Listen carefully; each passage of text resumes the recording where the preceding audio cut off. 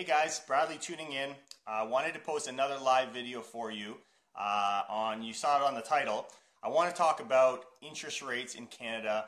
There's been a lot of talk of them increasing and what would that do? And I also want to, as a follow-up to my last video, give you a market update on what's been going on in the real estate world here in Toronto. So to start off, for anyone that doesn't know what an interest rate is, it's essentially the cost of borrowing, paying back debt. Now, you might have seen in the news the last few days anyways, they've been talking about the possibility of increasing interest rates here in Canada. And I wanted to dive into what's been going on in the US because I think it really applies. They've promised they were going to increase the interest rates at the Federal Reserve over the last 12 months, and they've been doing just that. I love the videos. I love the comments. Welcome, guys. So what I want to do is show you why that matters, because at the same time, we're going to see often a parallel in Canada relative to the United States. And right now, this past month in June, the US actually increased by 0.25%. So here we go. And they want to actually take off some of the size of their balance sheet in the US, remove some of their debt.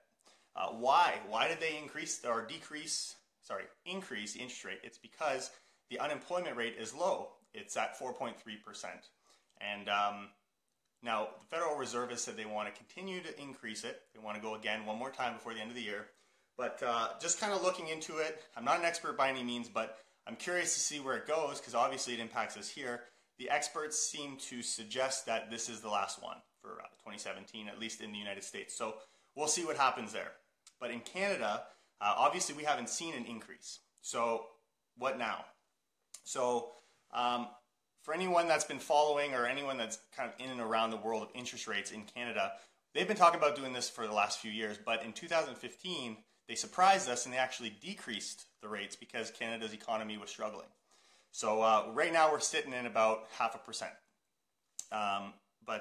Yeah, so what they were saying, based on the growth of the economy and the Bank of Canada is constantly assessing where we're at, they're saying that it was going to be January 2018 was going to be the next time that they increased that amount.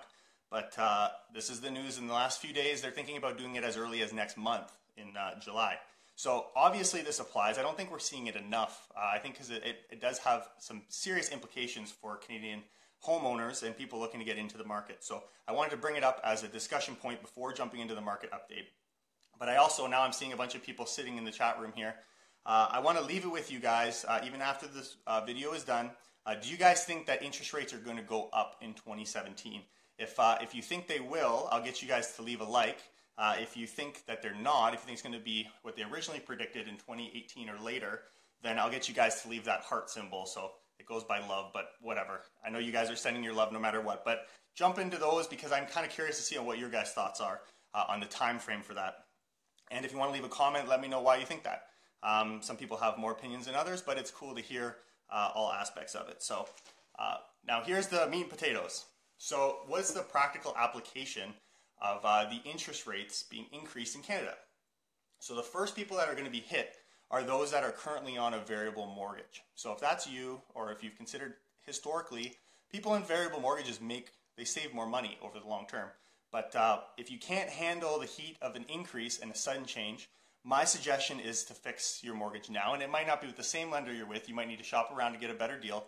But lock it in now because it could be as early as next month that it goes up.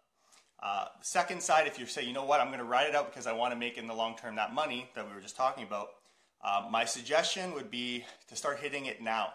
Start increasing your mortgage payments ahead of time so that if and when they do go up, because they will eventually, you're actually already doing that. You're already making that payment expectation, but you're actually taking advantage of the historically low interest rates right now.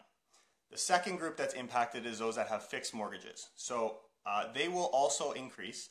And why I can say that is the yields on the 5-year bond in Canada have increased. So naturally, there's going to be an increase in fixed mortgages. But obviously, the comfort of that is knowing that it won't be until your renewal that you're going to see that happen. Also, speed. How fast will we see an increase in the interest rates? So, I mean, we have different critics on this side. Some people think it's going to jump up massively fast based on the growth of the Canadian economy, and obviously we're taking it baby steps. The amount of debt that's in Canada's hands, I can't see them exploding that interest rate high fast. So I don't see a dramatic overnight increase, but I do see it increasing over the next few years, creeping up slowly by slowly. And and this is the loaded question, is how will it affect house prices if it increases in Canada, or at least in Ontario, in the Toronto area? So my answer is generally, based on what we know, historically, a rise in interest rates makes it more difficult for people to purchase a home. So regardless of the price of the house, that's just the impact. Where I think it's worth noting is it impacts mostly first-time home buyers, people that aren't in the market yet, because you think it's challenging getting in when the prices are where they are. Add that to the cost of borrowing the funds, it gets even further. So purposely, first-time home buyers, pay attention to this thing. But there's also a massive opportunity, and so with the negative, there's a positive. There's a chance to make money here. The opportunity is that with an increase in interest rates and less ability to afford home, there becomes an increase in the demand for rental properties. And so in other words, the multifamily world is going to directly benefit from an increase in interest rates. And so there's two things at play here. We've got interest rates that won't be low for long, as well as a demand that's expected to grow in rentals. So it really is an ideal consideration for people looking to buy their first investment property or people looking to purchase additional investment properties. It's a really good time to lock that in now. And I just wanted to, as promised, I want to give you an update on the market. I had a video 3 weeks ago, and I love this article because it's talking about what we were talking about then. And I'll read it to you. So it says, prices also fell in the first half of June, so they've released that information, to an average of 808,847, down 6.4% from May, and then a decline of 12.2% from April's record high this April of 920.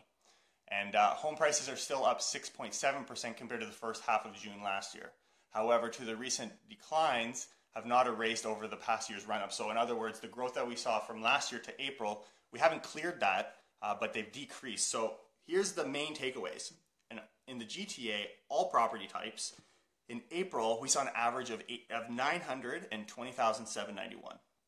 In June, the first half of June, we're seeing that same average house is 808,847. So if you do simple math, that's $110,000 in the last 2 months that the properties have decreased.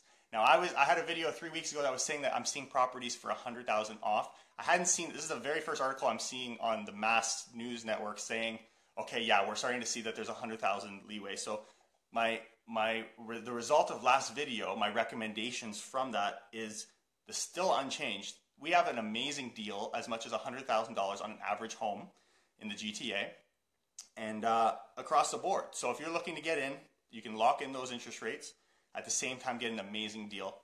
I don't normally advise people to jump in, but if you've got that level of comfort, because everyone is staying back, there's this huge opportunity for buyers on the buyer side. So that's it for now. Not seeing any comments, so I'll leave it up. If you post anything, I'll respond to you. But yeah, guys, enjoy the rest of the summer. We just started a couple days ago, so really pumped. And yeah, keep it real, guys. We'll tune in next week. Take care.